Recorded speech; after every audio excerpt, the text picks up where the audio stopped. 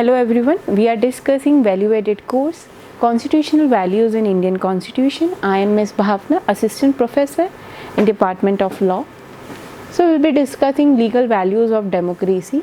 So legal values of a democracy have some these points which I have highlighted, which are sovereignty, equality, freedom, rule of law, accountability, participation. So sovereignty of course talks about the supreme authority of people expressed through elected representative ensuring government legitimacy.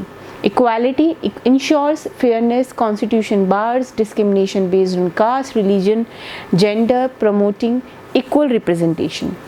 Shields freedom, shields individual liberties, encompasses expression, religion, movement, fundamental rights, protects citizens.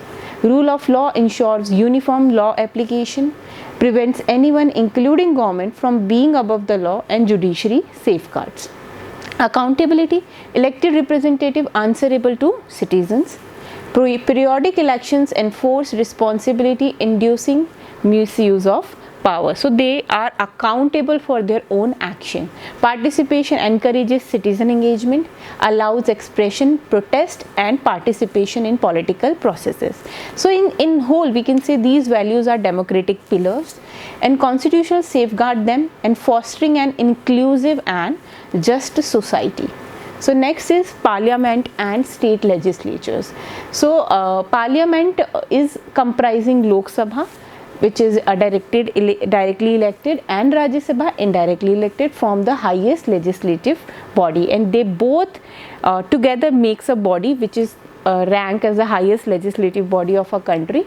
State legislature, state level law making bodies consist of legislative assembly directly elected and legislative council if applicable in some of the states, not in every state. Functions: law making, representation, oversight of executive, critical in democratic decision making. These are the work they supposed to do.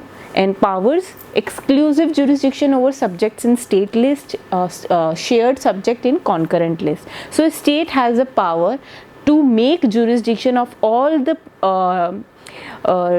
related topics of the state list as well as the subjects which are shared by the union, which is mentioned in the concurrent list. Law making process: proposal, debates, committees, voting, ensuring diverse voices and perspective. This is how they make a law. And representation reflects regional and national diversity, fosters federal structure. In summary, we can say parliament and state legislature plays vital role in shaping laws, representing citizens and ensuring democratic governance. Union and state executive. Next, we have talked about the legislature who makes laws, and it's a law making body which also regulates our country. Next is executive, union executive and state executive. Union executive comprise the president, the prime minister and the council of ministers, responsible for governing at the national level. The president is the ceremonial head, prime minister is the head of the government. Council of ministers aids in policy formulation and administration. Next, state executive, which is composed of the governor, chief minister and council of ministers, manages governance at the state level, and governor represents the president. Chief minister leads the government of the state. Council of ministers assists in state level policy and administration process. So what is the function separation of these? Prevents a single authority from monopolizing power. So there will be not a single authority over everyone, so they will not monopolize on the power. Avoids potential authoritarianism by dividing functions. So the separation of power also helps for potential authority to grow as well. Distinct roles: union executive oversees national affairs and international relations, whereas state executive manages state specific matters and local governance.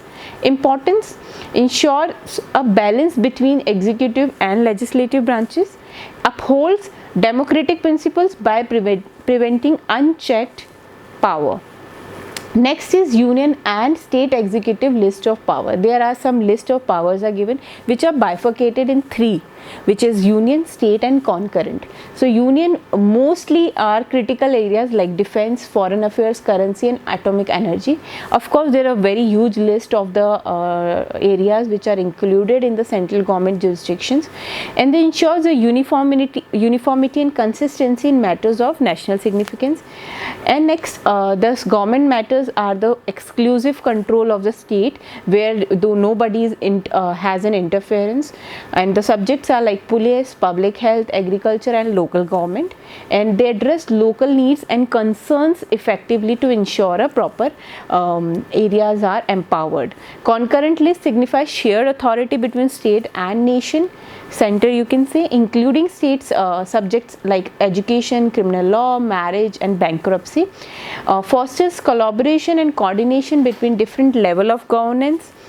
Division of power. The division of power is precisely delineates spheres of influence, mitigates potential conflicts and administrative overlaps, uphold the core federal structure of the Indian government system. So these are some of the key points when division of power keep in our mind, and these things to be keep up on the stages.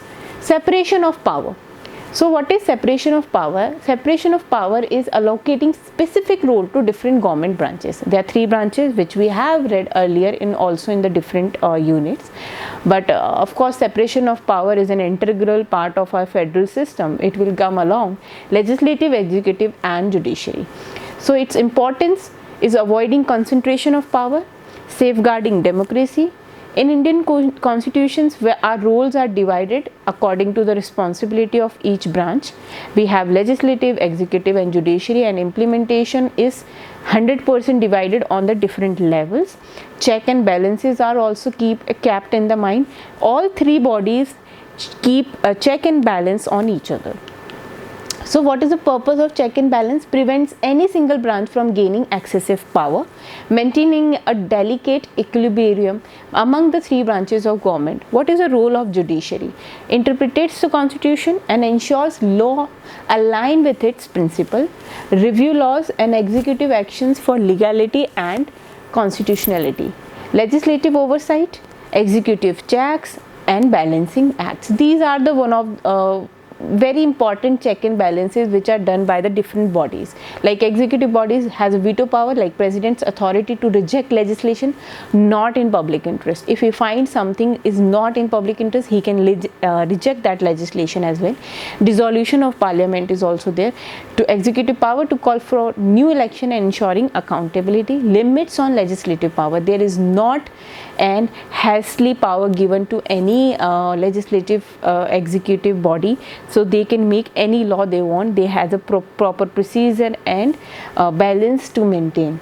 So in conclusion, the Indian constitution legal values from the bedrock of a thriving democracy, the intricate balance between the roles of parliament and state legislature in legislation as well as the union state executive in execution exemplifies the successful implementation of the separation of power, while challenges such as overlapping roles and potential misuse of power exist. These are mitigated through constitutional safeguards and checks. The significance of these principles cannot be overstated. They safeguard democracy, prevent authoritarianism, and uphold citizens' rights. As we navigate the complexities of governance, it is imperative that we continue to uphold these principles, fostering a democratic nation that stands as a testament of the power of balanced government. That's it. Thank you.